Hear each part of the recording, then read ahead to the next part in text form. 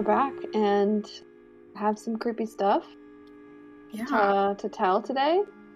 It's been a minute. We took kind of the summer off, but lots going on.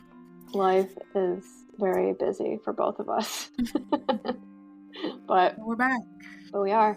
And back in action for Halloween. Yep, and Halloween, and got some creepy stories to talk about, to tell. We got a few emailed over to us.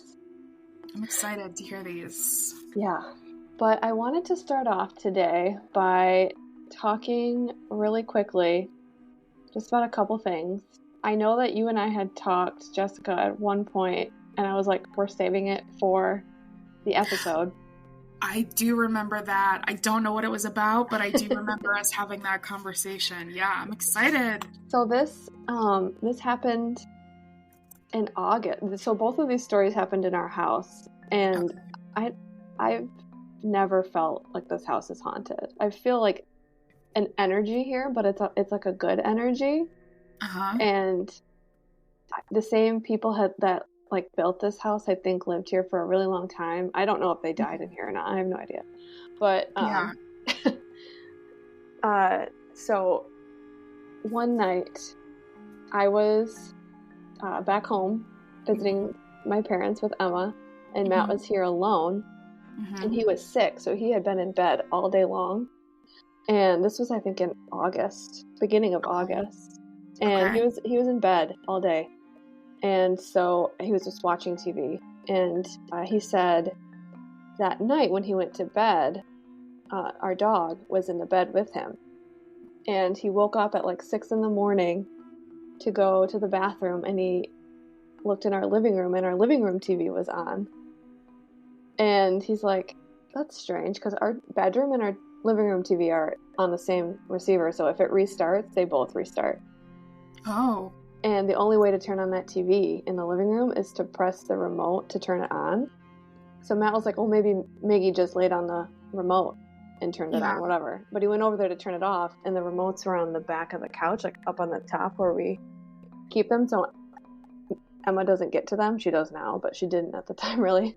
And so he was like, that's really weird. Why is the TV on? And it wasn't the cable. It was just the regular TV, because we have a smart TV. So it goes to that Samsung TV station. And it was just playing some random cooking show at 6 a.m. Weird. Yeah, and he's like, now that I am repeating it, it's like, it's strange, but I'm just like, whatever. But he was just like, this is weird. And he doesn't believe in stuff like that at all. Yeah. He's just not a believer. But it was weird. He said it was weird. And I was like, yeah, that's weird. That's never happened before in our house.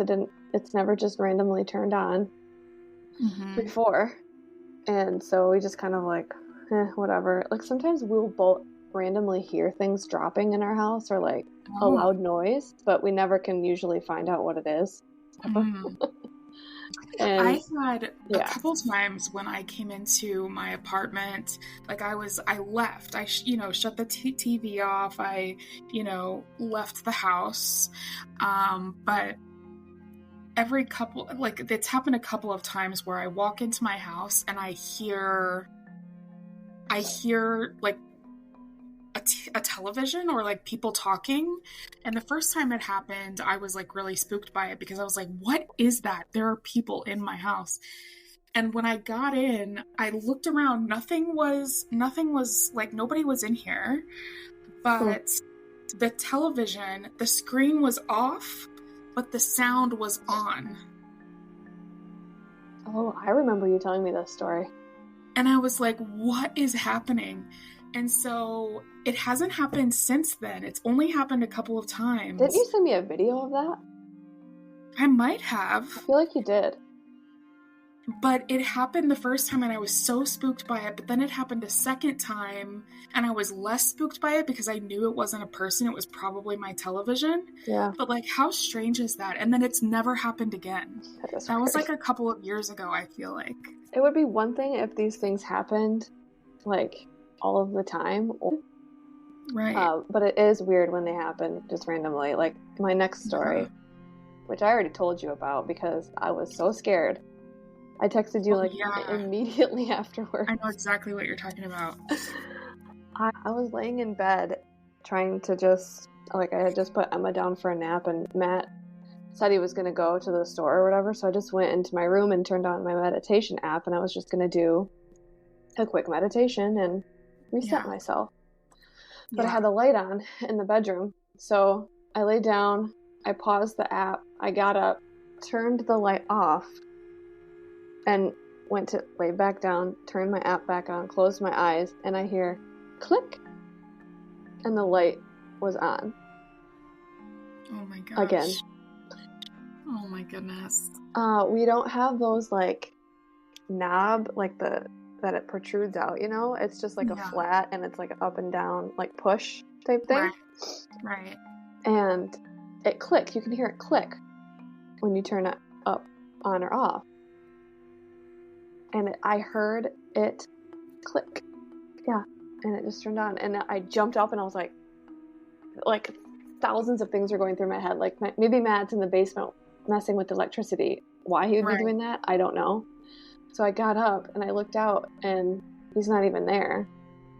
And so I was like, okay, that's weird. So I called him, and I was like, because I was freaking out. It was very strange. I just got an immediate, weird, scary feeling. Yeah. And he was like, well, it's probably just, the light switch toggle wasn't all the way up, and it clicked over eventually. I was like, maybe. I tried to reenact it. I could not. Right. So maybe it was electrical. I kind of hope it is, but either way, it was very, very creepy to me. That is creepy. Yeah. Because it's not like these things happen. We don't have electrical things happen in our house. You know what I mean? That stuff just doesn't happen often. Yeah. And it was delayed. It was a few minutes, or not a few, maybe a minute later, or 30 seconds maybe, I don't know. But I was like, oh my God. I don't like that at all. I would, I don't like light activity, although I do have smart lights, and so... Oh, you do? I do. So, there's always a chance that something could happen. But, for example, I've had them come on, and I didn't turn them on, because there's no switch to turn them on. Yeah. There's no, you physically have to tell the device to turn it on, or flip the switch on an app on my phone. Yeah. My phone is the only app that has that particular app on it. So there's no way for it to come on, but it does. That's weird. Did you want to tell some of your sister's stories in this one? If not, I can just edit this part out. Let me see if I can find them. I just wanted to ask, because I remember we were talking about it at one point. Yeah, she would be so excited to hear them on the podcast. I explained the letter opener situation before on the pod, and my sister says that she remembers it differently. But here's the situation, is that my sister was young. And you were older. And I kind of understood it way differently based on how my mother and my sister described it. So anyway, she says that she was sat at a table, which is not true. It was 100% our desk, our office desk. And she said she was opening a letter from a long-distant friend. Not true. She was playing with a letter opener. Really, we're just going to fact-check my sister's story. She's going to listen to this and be like, really, Jessica? She's going to die. She's going to be like, absolutely not. From a long distant friend, I used a letter opener to open the envelope and sat it down next to my right side on the table, and it lifted up and flung across the table. Okay. She said, another experience that I often mix with this memory is feeling like someone brushed up against me from behind and saw an older man without a face. She said, I think this is kind of exaggerating a little bit, but she said it could have also possibly been a bloody head. That is not true. She would have been so freaked out. She would have screamed. And that's not what happened. Sometimes I can't remember what memory was real and what was developed from thoughts over the course of time. Yeah. Like a game of playing telephone. Yeah. What do you remember about that instance, just so we can recap?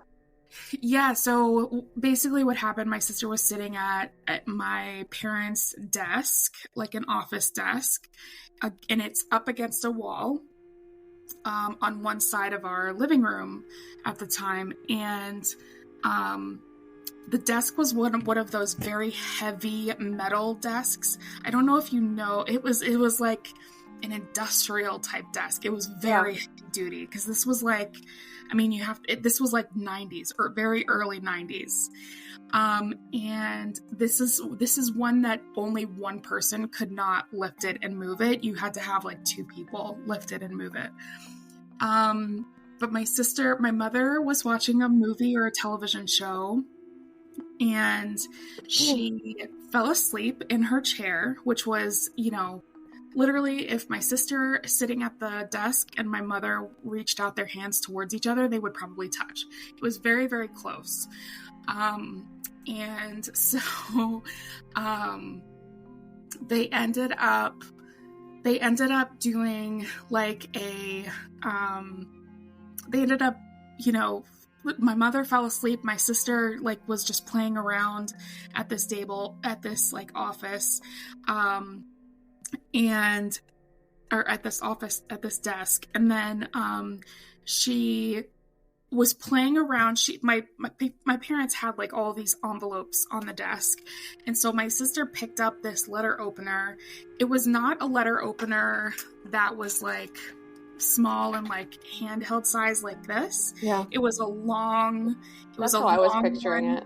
Yeah. Yeah, like one of those old long ones that our grandma. Yeah. And so she was playing with that and just opening mail. just playing Going around. to town. Yeah, because she thought it was fun, and she saw my parents doing it. Hey Paranormies, I'm Brittany. And I'm Alexa. And we're the hosts of They Don't Stay Dead. We're a paranormal podcast from Australia, and we've made it our mission to share with you all the real-life ghost stories and haunted locations from our home, as well as encounters with supernatural beings and reports of unknown mysteries. From haunted asylums and ghost ships to big cat cryptids and alien encounters, there's something for everyone. We release new episodes every Thursday, and you can find us on Spotify, Apple Podcasts, or wherever you get your podcasts. Be sure to check out our Instagram at They Don't Stay Dead for weekly updates. We get a little bit spooky and a lot silly. So join us for some laughs and a tale of the unknown. Stay spooky, Paranormies.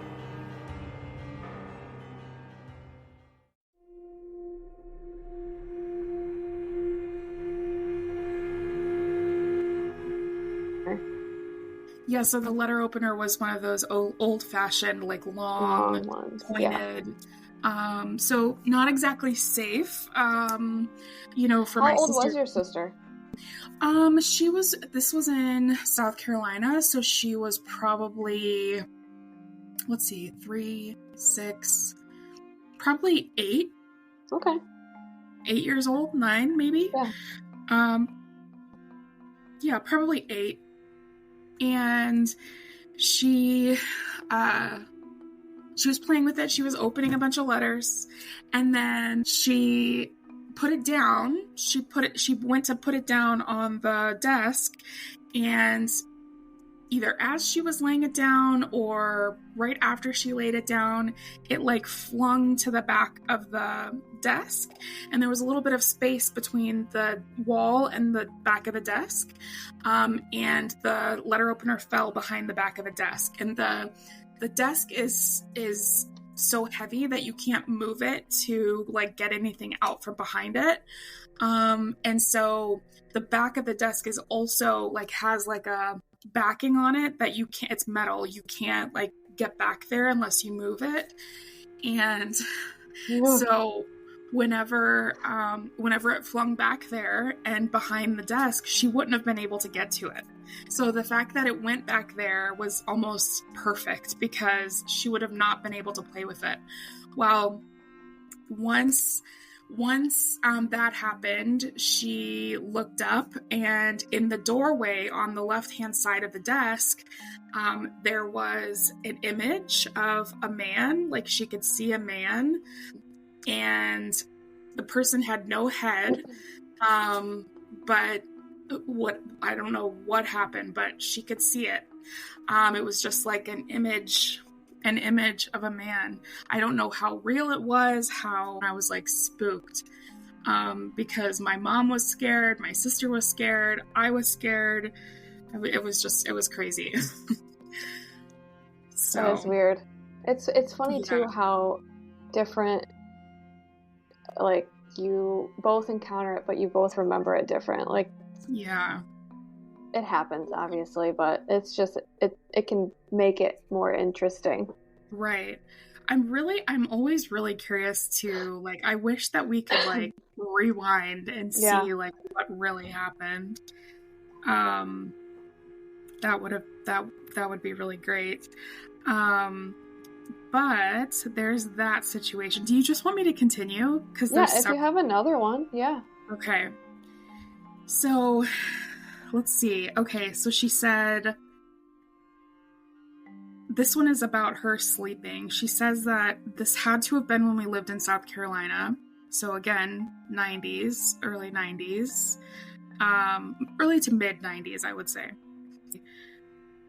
She and I were in bed and we heard something in the closet and it fell. Okay, so this is something that I don't remember at all, but she does. She says it fell and we screamed so loud our parents came in, and Dad opened the closet and it ended up being our sleeping bags.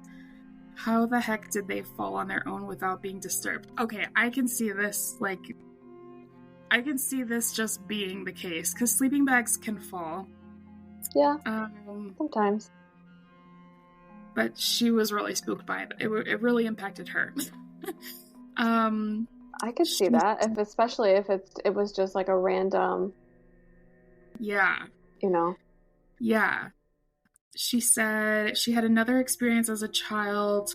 I think when I finally had my own room, right before we moved to Michigan, she recalls being in bed and feeling like she was being watched. I also had an intense feeling of being watched as a kid, and a teenager, honestly. So this might have been like a family thing. Maybe. I don't know. But it just, but she said that it was not as if it was a person. It felt more like an animal, which was so strange to me. That's interesting. Mine always feel like a person. Yeah. Is watching me. That's pretty interesting, actually. She says we were talking about gnomes or owls, and I think we were talking about owls in one of the episodes, because she just binged all of our episodes. She's like, I've got notes about everything. I love it. She says this experience I had was some German Christmas clown gnome figure that wriggled up from between the wall and my bed and asked me if I would stay awake and play with him.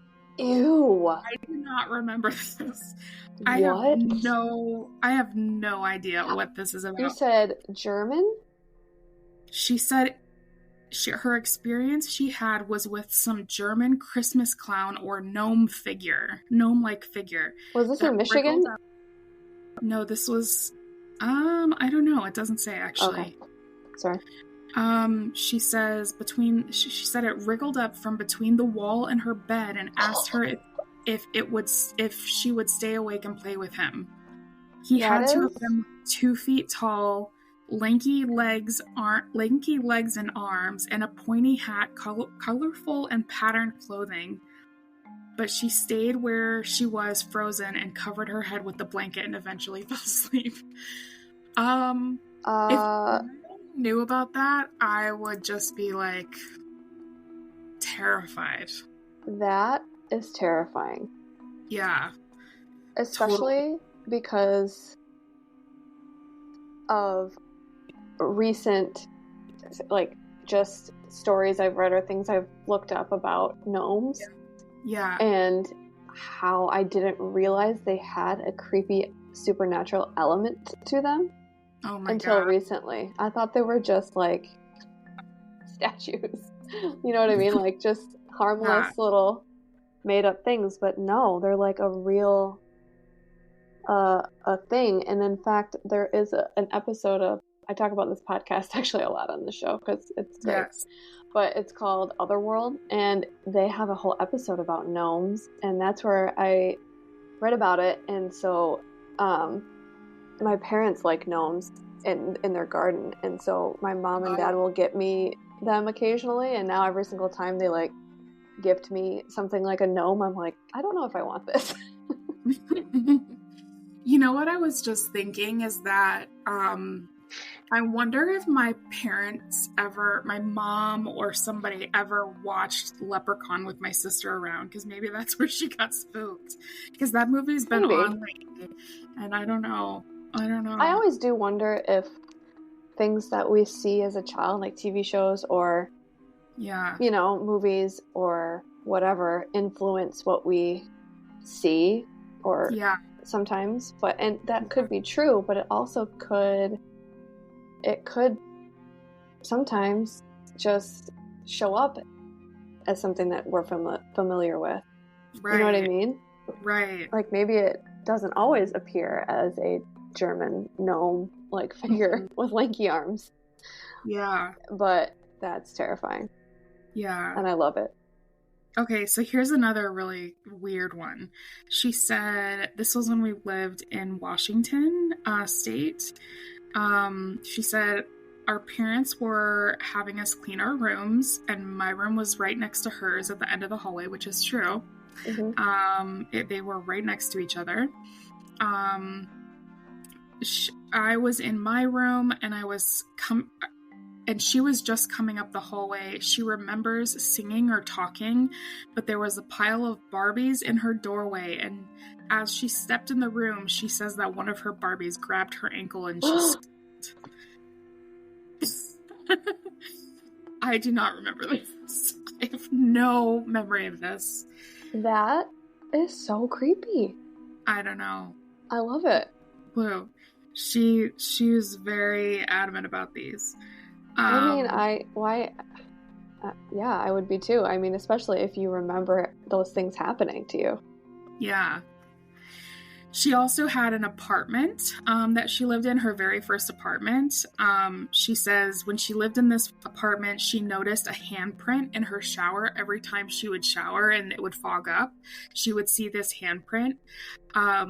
She said she cleaned it regularly, so it was really odd to her to see the same handprint in the same area of the shower, even though she cleaned it regularly.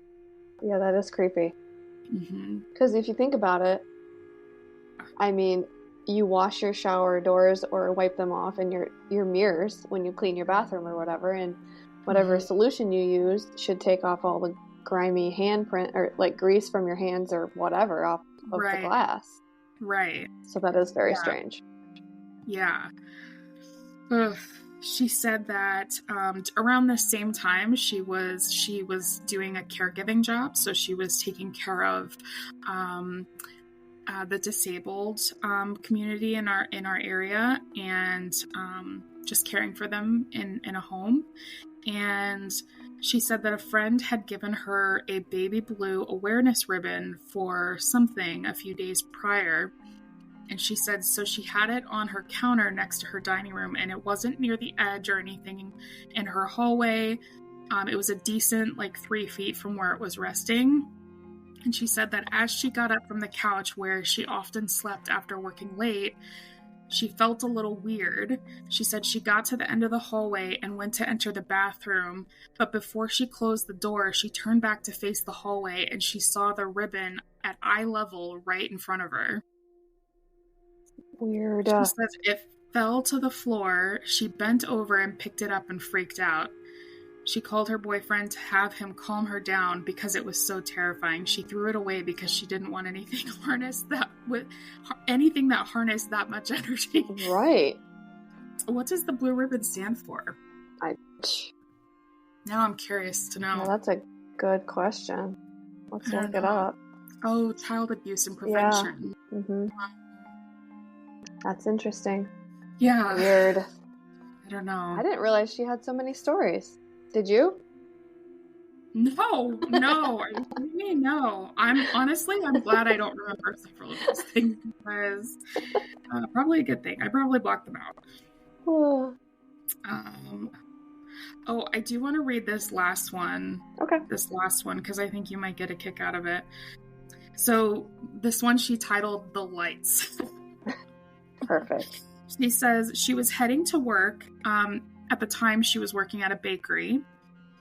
She said it was right around 6:30 in the morning because she started her shift at 7, and the drive takes about 15 to 20 minutes. She said it was still dark out, but you can see the light pollution over Traverse City as you're coming down M22. Yep. And she said there's an airport in Traverse City called Cherry Capital, and she had never paid attention before, but you can see red lights to guide the aircrafts in and out of just over the city. So as she was coming down the road, she saw white lights, but higher than the red ones, not by much, but they were scattered, and the closer she got, the easier she could see them. She said that she stopped in at a gas station for gas and asked the attendant if the white lights were for the airport, and he said, no, the airport lights are red, not white. He was confused by what she saw and said maybe it's just the phone towers, but you can't see the phone towers' lights at that height. She left the gas station and continued her drive to work. As she kept getting closer, she kept darting her eyes where the lights were, and they began disappearing from the horizon the closer she got to the east side of town. She never figured out what that was. So that's interesting. My cousin used to work for that airport. Really? I should ask him if he could debunk it. Not debunk it, but tell us if that is something that maybe there's white lights too, but they go out. Yeah. Or it might have been just a UFO. Yeah. That's really creepy. It is really creepy. Well, thanks for sharing those. Yeah. And thank your sister for sending them, and maybe we'll read some of her other ones on another episode. For sure. Before we get into the other couple stories, I just wanted to read this blip of this one article I found just randomly this morning. Goldie Hawn says she has had an encounter with aliens who, quote, touched my face. So, yeah. So her husband, his name is escaping me for some reason, but I love him, and I don't know why I can't remember his name. It's going to drive me nuts. Hold on. I'm going to have to figure it out. Kurt Russell. Got it. Anyway, I love him. But he's the one that is the first one to have reported the Phoenix lights. Do you know what those are? Yes. I think it was 97. Well, okay. He's a pilot, and in Phoenix there were these kind of similar to what you were just your sister described in that video of these lights scattering in the sky. Yeah. And he was a pilot, so we could probably go into this deeper if we wanted to one day, but he spotted them and I called it into whoever, and then everybody in Phoenix was calling and saying that they saw the same thing. Mm-hmm. So anyway, that's her husband had that experience, but she said this had happened when she had an encounter when she was about 20, and she had said that she'd been dancing in an area located near the desert in California and opted to sleep in one of her fellow dancers' cars when it happened. She says, I quote, I got this high-pitched sound in my ear. It was this high frequency. I looked out the window and I saw these 2 or 3 triangular-shaped heads. She described the aliens as a silver in color with a slash for a mouth, a tiny little nose, and no ears. She said they were pointing at me in the car as if they were discussing me like I was a subject. And they were droning. I could not move. I was paralyzed. I didn't know if it was real or not. And she said she eventually was able to burst out of the situation, like bursting out of a force field, which is interesting. Wow. She explained that it wasn't until years later that she had finally recalled tidbits of what happened, and when she visited an astrophysicist who had been researching outer space and alien encounters at the University of Champaign, Illinois.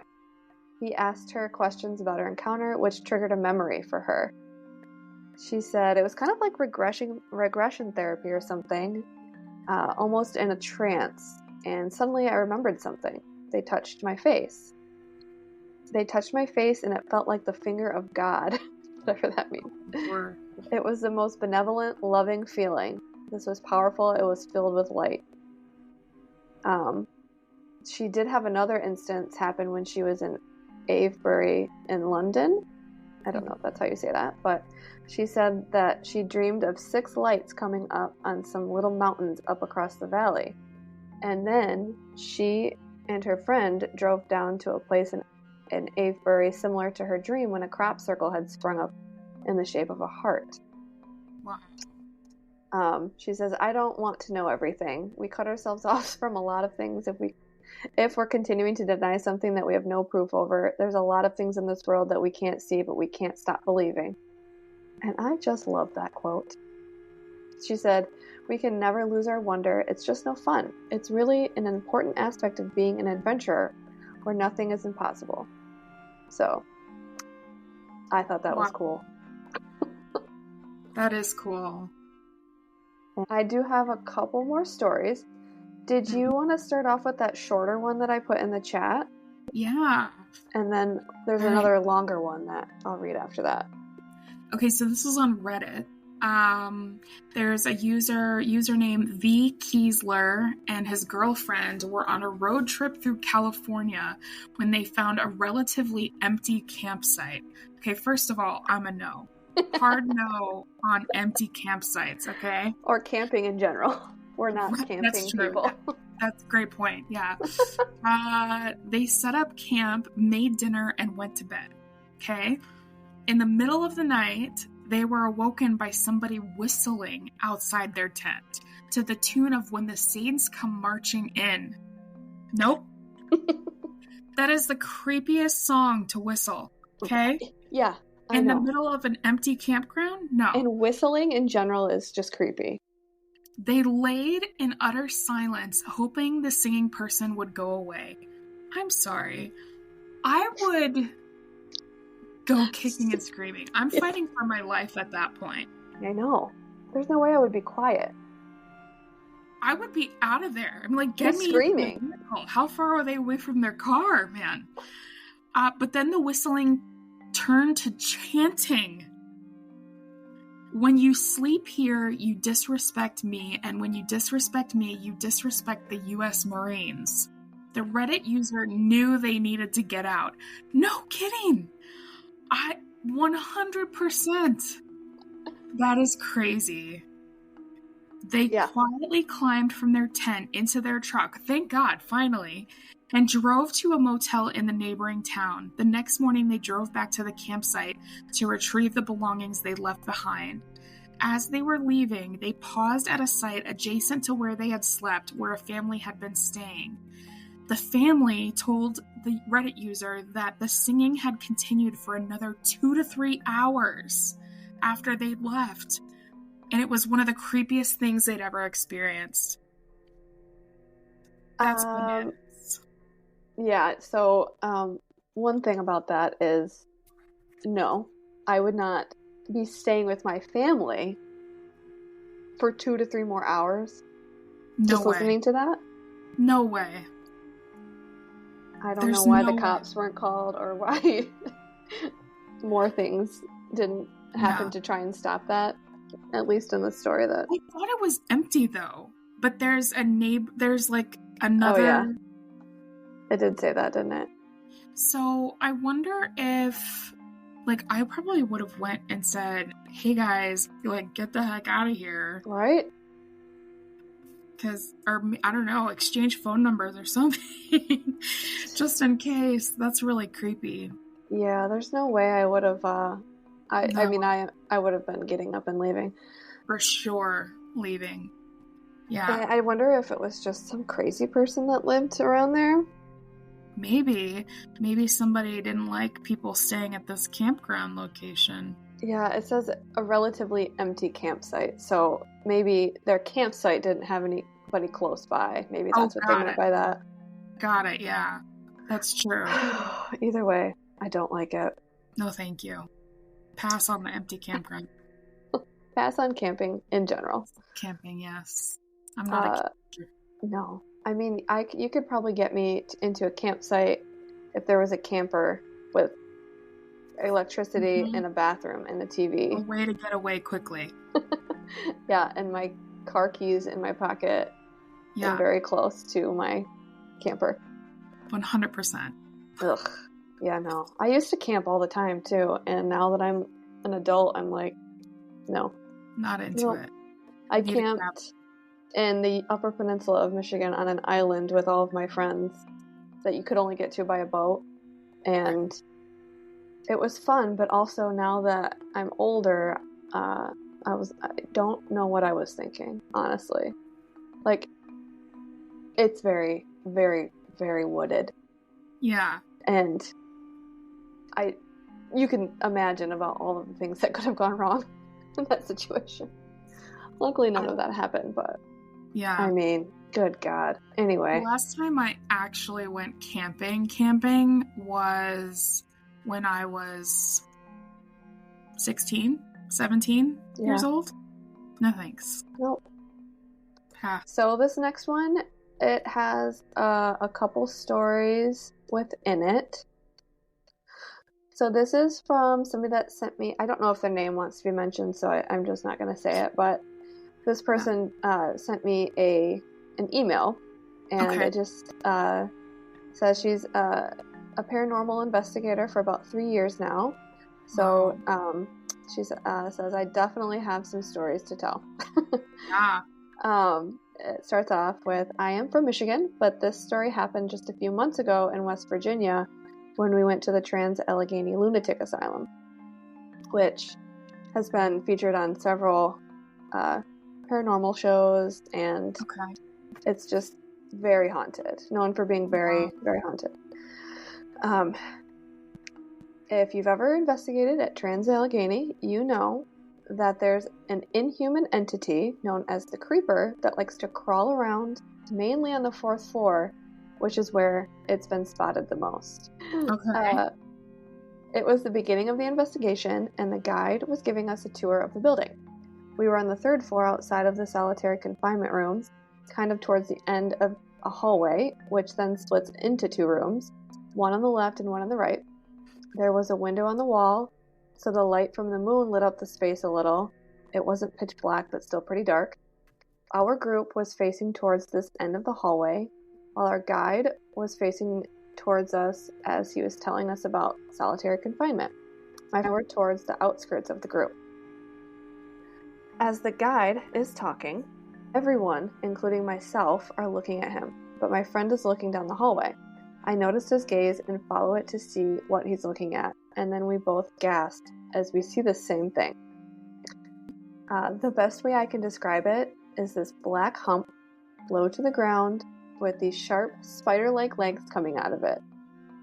What really got me was how clear this thing was. I see this thing hop down from the wall on the right, then kind of move from side to side, then scurried across the floor into the room on the left. No. I'm done with the scurrying. No. The fact that it's called the Creep is just enough to make me never set foot in this place. No. It feels like some kind of 13 Ghosts sort of situation. Yeah. Nope. I'm good on that. But it goes on to say, safe to say my friend and I were freaking out, as expected. I couldn't even wrap my mind around it. When I first saw it, my first thought was, who let their dog into the asylum? That would be, right. Yeah. Then it clicked assumption. Right. Then it clicked that there were no dogs in the building. My friend thought he was just seeing things until he saw that I was seeing it too. After it crawled away, the guide notices us freaking out and asks us what happened. We told him about what we had seen and where it had gone. He then walks down the hallway, goes into the room where the thing had crawled into, shined his flashlight around, then comes back out and says, yeah, there's nothing there. You probably just saw the creeper. Then from behind us, another guide goes, I guess the creeper is active tonight. Just normal. Just normal activity. That same night on the 4th floor, we were doing an Estes method session, which, for those of you who don't know what Estes method is, it was developed by two paranormal investigators, Carl Pfeiffer and Connor Randall. And basically what it is you put noise cancellation headphones on that's connected to a spirit box, which is just like radio frequencies that are blipping, and basically you can sometimes, if you ask questions or speak, it can come through as words through that. Kind of hard to explain. Mm-hmm. But and then you also put a blindfold on so that you, like, your senses are just, you can't see anything, you can't hear anything, so you can't read lips and you can't hear what the questions are being asked. So it works really well for a lot of people. But we were talking to one of the spirits on the floor, who we think was named James, who we thought to be making the footsteps coming down the hallway. We asked if we could come closer to talk to us, and the spirit box goes, coming closer. We watch as 3 different cat balls we set up going down the hallway all light up, one after another. Then we all feel a cold breeze whoosh past us. It was the middle of August, and there was no air conditioning on that floor. My word. Does not much else happen the rest of the night, aside from my mom hearing our friend's voice right in her ear just to turn and see that our friend was all the way down the hallway and hadn't been speaking at all. I've seen shadow people and have had conversations with the dead, but seeing the creeper has changed the way I view everything. Wow. Yeah. Yeah, I mean, I can certainly see how, feeling or experiencing that energy is just like, that would change everything for me. Yeah, I think so too, especially because it's not really classified as a human spirit. Right. It's classified as a entity that is who knows what, which I think is even creepier. Yeah, because you don't really even know. Oh, God. Kind of like, is it kind of like the skinwalker type of thing? Yeah, a little bit. Yeah, because skinwalkers, they're just not really human. There's a lot of different theories on skinwalkers, but yeah, they're just creepy entities that can change how they appear to you and what they appear as. So right, I don't like that. I don't like stuff like that. Yeah, that's spooky. This next one they say is, this story isn't as spooky or as long, but it sticks out to me because the location was filled with very intelligent activity. It's probably spooky to us, just so you know.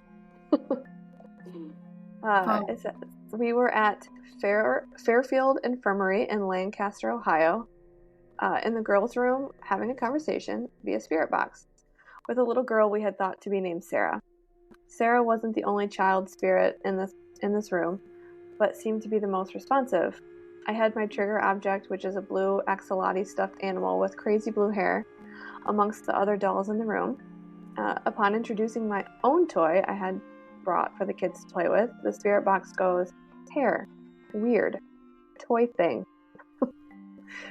Anyways, we were talking to Sarah and these other spirits, and it's apparent that the kids had taken a liking to me. They were saying my name over the box and setting up the cat balls I had around me. Those cat balls are those little, you know what I'm talking about, Jessica, where they're just little cat toy balls that light up and they move. They can move if energy or, whatever is pushing them around. Yeah. It said, then my mom goes, you can touch her if you want, maybe play with her hair. She doesn't mind. Which, yes, I very much did mind, since I've never been touched before and didn't really want to be touched now. But I it's really funny that the mom was just like, yeah, touch my daughter, it's fine. I would not. I'd be like, take that back right now. Do not touch me. Yeah, no thank you. It says, but I kind of shrugged it off, thinking that nothing's going to touch me. That's just all in my head. However, then I feel this quick motion of my hair being tucked behind my left ear, and the feeling of someone's cold finger grazing the top of my ear while doing so. No thank you. Knowing it was most likely a kid, I didn't freak out as much, but I was still very spooked. Although that same night, we did interact with a very negative spirit that expressed that he was going to rape me, an evil doctor in the attic that may have been the one to snap his fingers right next to my ear while I was all alone. So at least I'm hoping it was a kid that went ahead and played with my hair. Oh, I don't like that. I don't like that either. Like that crosses some spiritual boundaries. Not only spiritual, but personal boundaries. Yeah. What the hell? That's creepy. I don't know much about that. Feels like American Horror Story type. Yeah, it does. It goes from playful children spirits to evil. Very dark. Yeah, sorry you experienced that. That's scary. Yeah, that's really scary. All right, and then its last story is a shorter one too. The last story I'll share is the one for some reason has shaken me up the most. We were at the Ohio State Reformatory in Mansfield, Ohio, up on this very top floor that was used as a hospital. Not a lot of people knew about it, so we were the only ones up there. It was my mom and I that decided to do a small session up there since our friend is older and can't climb a lot of stairs. We get up there and immediately the energy up there was incredibly strong and overbearing. I'm not a medium or anything like that, but I am sensitive to energies and am affected easily when it comes to something being very strong. I got the feeling that hardly anyone ever went up to the hospital. So the spirits up there either all wanted to talk to us and were all fighting over each other to communicate with us, or all wanted us out. And there were a lot of spirits up there. We had just gotten up there and I already wanted to leave. I felt so overwhelmed and honestly freaked out. We figured we would set up some equipment to see if we got anything. Then we would leave and rejoin our friends downstairs. So we set up a few cat balls in the REM pod right in front of where we were sitting. Before we started asking questions, I hear movement coming from my left and footsteps walking across the floor on the opposite side of the room. Cool, very cool. Then all of the cat balls around the room began to go off like crazy. A loud thud sounds right in front of us. Keep in mind that my mom and I were sitting still in chairs, and we were the only ones up there. Oh my gosh. The cat ball and REM pod set up in front of us both go off at the same time. That's a lot. It is a lot of activity for a short amount of time. It feels like. Yeah. It says, now as a paranormal investigator, I don't get super scared easily. But I've been to some of the most haunted locations in the U.S., and yeah, it can be a little spooky, but I'm not one to freak out like that. But there was something about all those spirits, all trying to make themselves known to us at once, that made me sick and want to get out of there as soon as possible. This could go hand in hand with the Estes method session in the chair room, which is the small room with a single chair in the middle of it. Nope, don't like that. Where something kept telling us to leave and to get out over and over again. We decided that was the end of our investigation at the reformatory. Right. Yeah. When they're telling you to leave, it's like, okay, I think I'll just listen to them. Yeah. I think that's my cue. I think that's my time to go, yeah. Wow. Yeah. Hope these stories suffice. Yes, they do. Thank you. Yeah. I bet that working as a paranormal investigator is just what a job, you know? Like I know. That's pretty I cool. always think that I would like to be one, but Mhm. I think I like talking about it more than I like to experience it. Yeah. It's a lot easier to talk about it after the fact rather than Yeah. experiencing it. Yeah, I think. I'm just too much of a chicken to experience stuff like that. I know, me too. But yeah, so thank you for sending those in. That was Yeah. Those are exactly great what we, stories.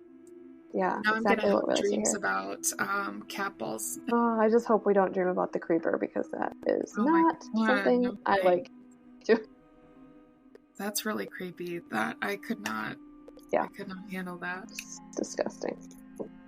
So we have one more story, and it's shorter to leave you with. Okay. This one was sent in from Emily, and she's a family friend of mine. She's got a lot of stuff, so I'll read this one that she sent me. Okay. It says, I was pet sitting for my parents, which involved staying overnight with their dog and cat.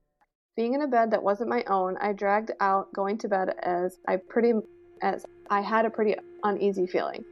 Their dog Redmond had a couple rounds of barking in the kitchen for no reason, really. I chalked it up to him being nervous, as they were almost never without him. When I finally went to bed, he was still uneasy but settled down. At some point, I fell asleep and woke from a dream that a tall man with a bad back was microwaving his coffee and asking me which button to push. It startled me as I heard the microwave go off and shot up out of my parents' bed. I couldn't tell if I had dreamt that the microwave went off in my sleep or not, but to try to stay not so on edge, I nestled back into rest. Seconds later, the microwave beeped as if to remind me I still had something cooked in there waiting. I sat back up wide-eyed and got up and walked to the kitchen. I felt as though I had seen someone standing directly behind me when I opened the door and found a coffee cup inside. My dad reheats his coffee and forgets it, so I didn't let myself spiral too much.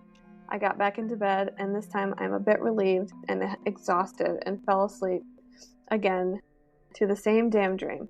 This time the old man went with the bad back is much more impatient in his expressions, and before the old man can even ask me how to warm his coffee, I make myself awake and sit up, and as I do, the microwave sounds off as if it's just finished. I get up fast, the dog and cat follow, and when I get to the kitchen, the microwave is lit. I go to the door, and the handle feels hot. I feel the wall, and it's just as hot as the microwave. I dial 911 and tell them the microwave keeps going on by itself. Dispatch is stumped as she asks more clarifying questions and sends the fire department. 13 firemen arrive, and after testing the wall, decide to rip out the microwave so it can't do it anymore and set it on the ground outside in the rain. It was the most unusual phone call to my parents I had made in a really long time. An electrician came days later and could not find a source, and the wall had returned to being just a normal, safe temperature. Absolutely wild. Nothing weird has happened. Dog and cat sitting since. Wow, that's weird. And then she said, shoot, I forgot a very important part of the story until I was searching the text messages with my mom. Before all this happened, there was a random knock on the back door earlier in the night, and my dad had this weather thing that wouldn't stop going off, so I took the batteries out, and it continued through the night. And then we went to bed, and this all happened. The microwave happened. No way. That's crazy. I know. It says, would you believe me that just weeks later, my house was struck by lightning and exploded the gas line? Those same 13 firefighters were like, what did you do to get God mad? Oh my god. Yeah, it's almost like it was a warning. Like, you need to unplug this, get it out before it starts a fire or something. Right. That's exactly what I thought. Like, be careful with this, get it out. And then also, that's crazy. Isn't it? Yeah, that would freak me out. For sure. Especially, it's like also, why is there who's the old man with a bad back? Like, why? Yeah. Yeah. That's so crazy. It's weird. Wow. Yeah. That's bananas. Mm-hmm. It's weird too, because it's like in a space where you're not used to sleeping, you're not used to the space, and all of these weird things are going on. So you could, chalk it up to you just being uncomfortable and having weird dreams, but also, why is the microwave continuing to go off, and why is the wall hot? Yeah. Why is the wall hot? Why, And that would be electricians my couldn't figure it out. That would be my first instinct, is to unplug the microwave and pull it off of the counter or whatever. Yeah. It's crazy. Yeah. But yep. But those are our stories. Thank you, everybody, for sending them in. Yeah, thanks for sending them in. You guys have fascinating lives. I wish my life was that interesting, but please keep sending them to us, because we love to read them. Yes. And you can now, you can call them in. Mm-hmm. You leave a voicemail, and we'll play the voicemail. I'll link the phone number and everything in the show notes and stuff, so you can find it there. But yeah, please keep sending us stories. Tell your parents, tell your sisters, tell your brothers to send us stories. Listen to them. We'll have a good time reacting in real time. That's kind of our thing. Yeah, I know. I love it. But yeah, that's all I got. So thanks for joining us. Happy Halloween to everybody out there. Since we're headed into the Halloween week. Yep. And this should be coming out on Halloween, so we'll have a spooky story day for you, if anything. It's supposed to snow here, so that's fun. Wow. Thank you for using that very creepy word that starts with an S. I mean, we're both watching Hallmark movies already, so. Wow, thanks for outing me. On the pod. Listen, if I'm going down for that, so are you. Right, exactly. Well, anyway. We are who we are. We're proud. We love spooky. I love girlies. Yep, we are. All right. Well, thank you all for listening. And thanks for joining us again. We'll catch you next time. Yeah. Happy Halloween. Happy Halloween.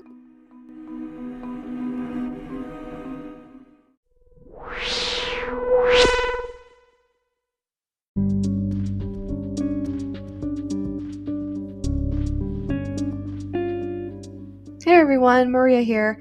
Just wanted to say thank you for listening to today's show. As always, we really love hearing all of your weird, creepy experiences that you send us. We really appreciate everybody who's sent us a story, and we have a lot actually lined up still. So please keep sending them in. Tell your friends to send them in. You can email us at ycmopod@gmail.com. Or now you can call us at 616-202-1460 and leave your story or experience on our voicemail, and we'll play it on the show. To help our show grow and to bring you the best content, please share, rate, review our podcast. You can follow us on all social media at ycmopod, and we can't wait to hear your story.